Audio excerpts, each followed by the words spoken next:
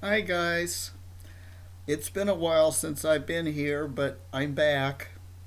Today is Thursday, December 6th, 2018, and we're coming up on our winter solstice, which is what I celebrate this time of the year, this winter solstice and the Yule.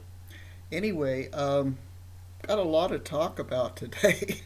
I as I've talked about, I have depression. I've had it my whole life, and it really messes me up. But the doctor put me on a new medication, and I I feel so much better. I finally popped up. The depression's been almost 6 years now.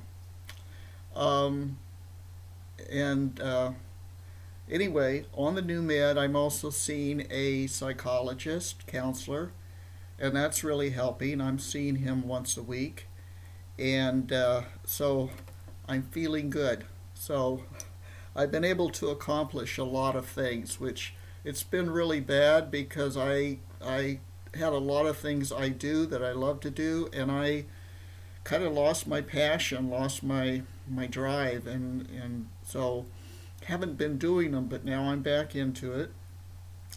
October 1st of 12, I started my transition. So this last October 1st was 6 years. And coming up in end of January will be 5 years that I had my first chest surgery. So another milestone.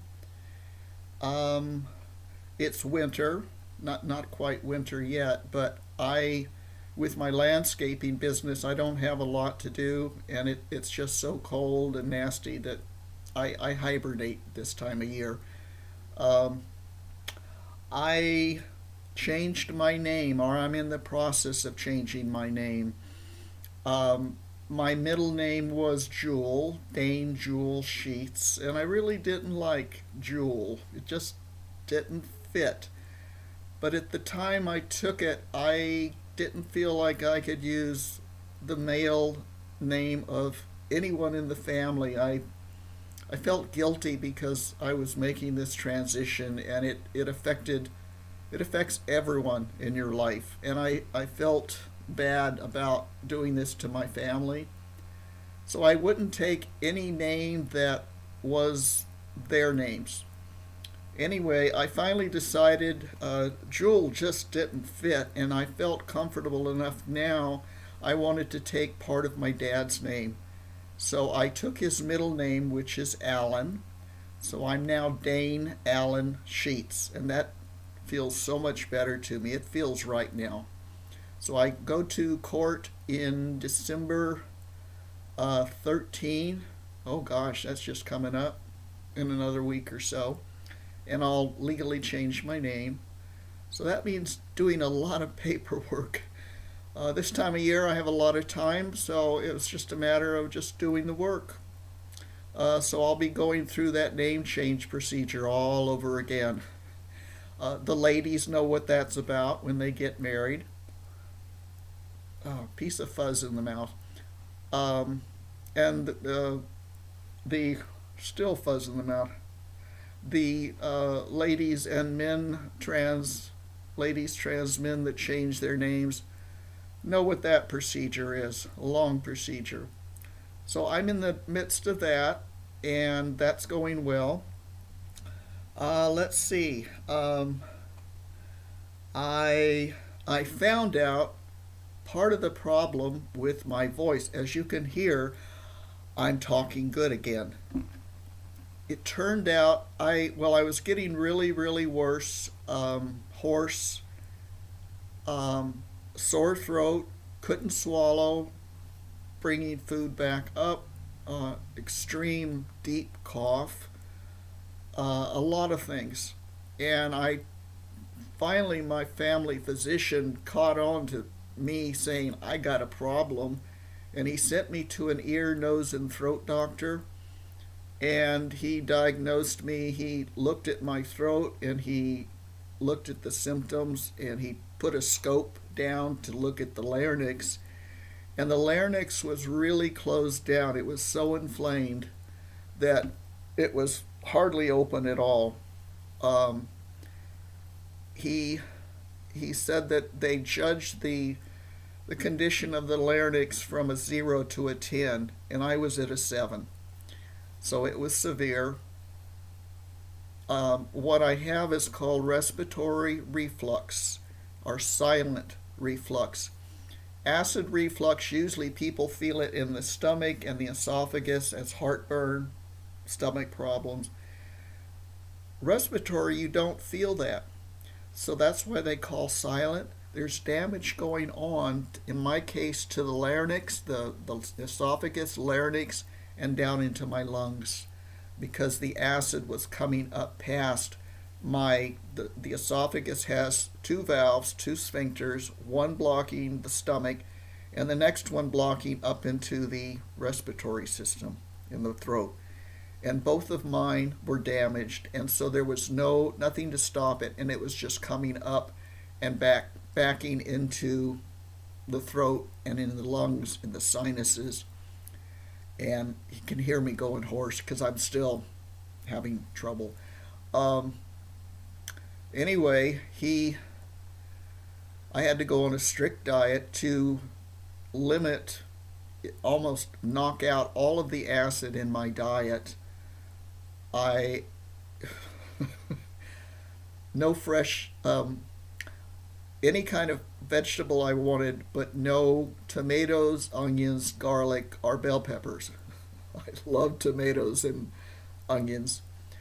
The only fruit I was allowed was bananas and melon. So all of the organic, fresh strawberries, blueberries, tomatoes that I'd been growing went away, went to friends, some of the plants into compost pile. So, but I'm very healthy now. I cleaned up my diet. I can't have fat, which is high fat dairy.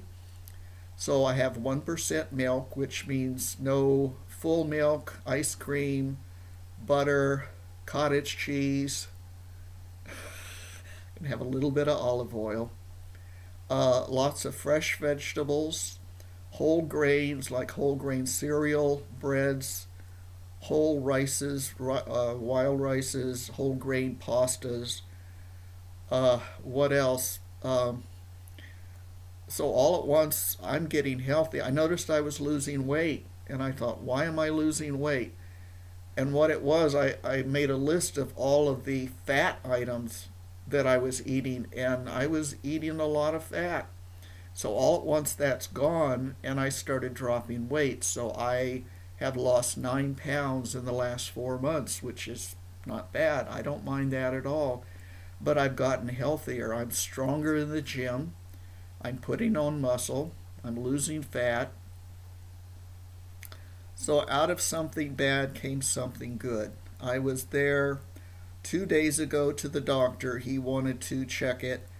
And after 6 weeks, he checked me. And the larynx had gone down to an inflammation of only 2. So that was great. I'm also on a medication for an acid reduction medication, and I have to sleep semi-upright. I sleep in the recliner now, and I have to keep my throat above my stomach so that the acid doesn't come up into the throat anymore, and so that if anything comes up, it will drain back down. And now the cereal says I'm going to come up.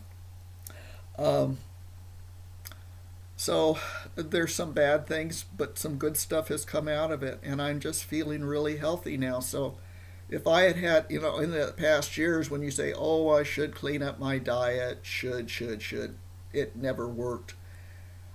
I was in so much pain that it was the carrot and the stick. You can either feel good, and like the doctor says, this will only get worse if you don't take care of it. So I've taken care of it. I went to him a couple days ago, and they did put a scope down through my nose into my stomach, and they checked my upper stomach and esophagus, because there's the danger of cancer if it's left for too long, which it had been a long time. And he said everything looked good. There was only just a little bitty section at the very bottom of the esophagus leading into the stomach that wasn't healed yet. So he's weaning me off the medication because you're not supposed to stay on it for very long. It will cause its own problems. So because I've taken care of it with the diet and the sleep pattern, I get off the medication now. So there's that. So that's good news. I I've met two new trans men. As you know, I've been crying about I wanted to meet some other men, and I couldn't find anybody, and I just all at once found someone locally, and he introduced me to another trans man, and so I've met them and I've gotten together with them, and I'm developing the relationship there, and it's wonderful. They're both young men, but if you know you're you're both transgender, you're both trans men, and the connection there is so tight because you've been through and are going through exactly the same journey. One of the guys we sat, talked, we went to a coffee shop. No coffee. Can't have coffee or chocolate. And 3 hours went by before we knew it. We were almost finishing each other's sentence because we're talking about the experiences of what's been going on, the journey. And they also have introduced me to another guy. He's about 22, and I haven't, here we go, haven't gotten together with him yet, but we're going to. So that's three. And interesting thing, well, I'm going to leave that for later. No, I'll go for now because I'll forget. I have a friend at the gym, Galen, who I didn't know if he knew I was transgender because I just don't broadcast it anymore. I knew people there know, but I don't broadcast it anymore. And I got a call from him a couple days ago, and he said, I think it's his daughter's husband, but don't hold me on that he just started, he started his transition a year ago, but they were up here visiting, and he didn't have any needles for his shots. And Galen wanted to know, do you know how to get any needles here? And I said, yeah, I called Walmart. They had it in stock, so I told Jay, the new guy's name. I says, yeah, you just go into Walmart and get the stuff. So I felt good about that I could help. And they also want me over for dinner tonight because Jay wants to talk to me. They want to talk to me. They want to hear, a 66-year-old trans man that's been through it for 6 years now. So they're all excited. I'm excited. So that's going to happen. Let's see. What else? Meeting the two new guys, Bo and Simon. Because of them, I went to two of the Transgender Day of Remembrance memorials. One over in Bainbridge Island and one in Port Townsend. And I had never been to one of those, and I'm glad I did. It was wonderful. It's a sad thing. They read off the names of the transgender individuals that were murdered in that last year.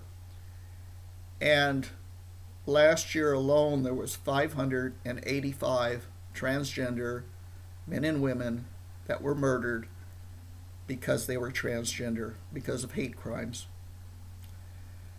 So what we did is we were given names, piece of paper, and one by one, the audience, we'd walk up and read the name, their what the date was that they were killed, what happened to them, where they lived, and it was a very solemn thing, and you could feel the heaviness. But then when we were all done, we talked about how this is a celebration of their lives and welcoming into our community. Um, so I did that, and that was very nice. When I got up there afterwards, you were allowed to get up if you wanted to say something, and a few of us got up. I went up and I talked about how I didn't know until I was 48 about transgender, and that finally explained to me what I'd felt my whole life, and how at 48 I thought I was too old to transition. I waited 12 years. Finally did it at 60. And I say, I wish I'd done it sooner. I wish I'd known sooner. I'm glad I did it. No regrets. Afterwards, this guy came up to me and says, I'm 50 years old. I just started the transition, and thank you for telling me that as an older guy, it's okay, and that it will work out. That felt good. It felt good to know that I touched someone, because that's why I do the YouTube. That's why I talk to groups. I want to let them know what's going on and to perhaps help them. So that happened. Let's see. We're coming up on the holidays, and for years now I haven't done anything about Christmas, maybe except send out a few Christmas cards, because my ex-husband Bill didn't like Christmas, and I decorate the house, and because we weren't really getting along too well, we hadn't had anyone over to the house in 3 years before I left, and then it's been another 3 years since I've been gone. And I've just felt, I don't know, I didn't feel like really decorating, except I got a little bitty Christmas tree one year.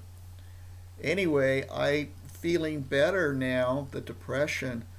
I started crocheting up the yin yang, and I've got a great big bay window that I'm dressing.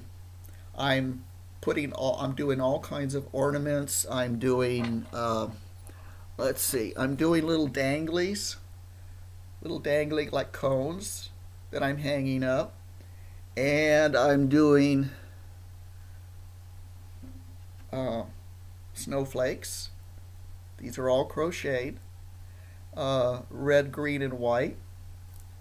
I love the twisted shape. I do as much twisted shape, and I'm doing these kind of things that I'm laying on the table. Isn't going to lay very good, and I'm putting things in it. I'm in the process of making, it looks like a Santa, but it's a snowman, and he's got, of course, a little twisted thing, and he'll have a little orange nose and eyes and scarf. So I'm doing him. And a project I took on that I think back now, it's like, I bit off too much. I'm trying a stitch out that I'd never done before, and it is a time-intensive stitch. It takes a long time. So I'm making a Christmas tree, and you do the base that you're attaching. It's called a crocodile stitch or scale stitch, and that's it down there. That's the stitch. It's a variation of a shell stitch, if you know anything about crochet.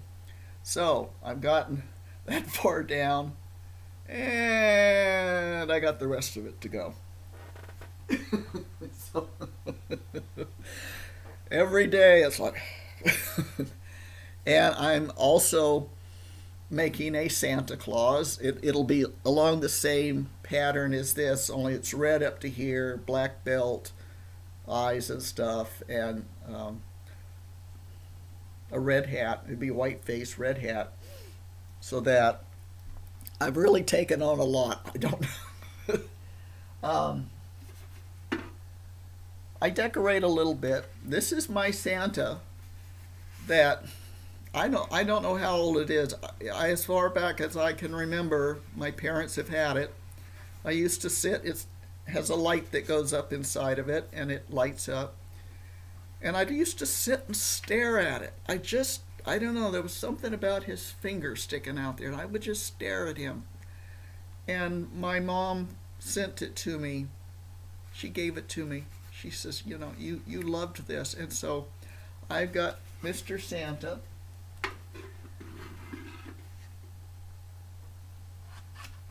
I've got Santa Claus pictures all the way back to, this was my first one. Notice the hand scrunching up the dress. It was like, I was a little bit nervous. Yes, Santa, okay. And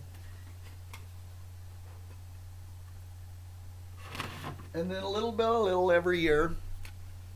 I love my Santa pictures. This one's funny. The person taking the photograph was the girlfriend of Santa. Santa has a girlfriend. Mrs. Claus doesn't know about it. Anyway, she snapped the picture of us sitting there, and then Santa asked, what do you want for Christmas? And I turned around to him and I says, well, what do you want for Santa Christmas? And both of us, he turned really red, and both of us just started dying laughing.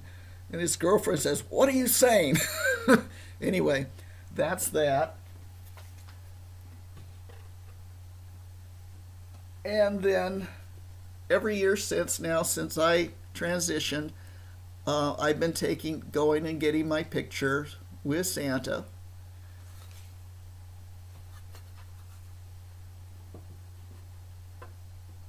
So I've got a collection of those now. Oh, going back to my first Christmas.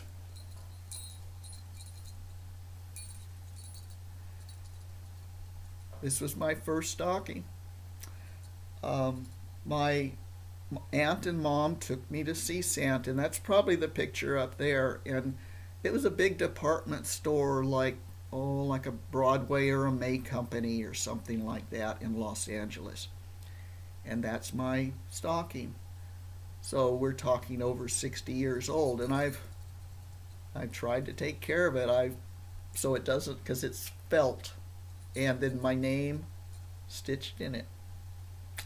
So that's that.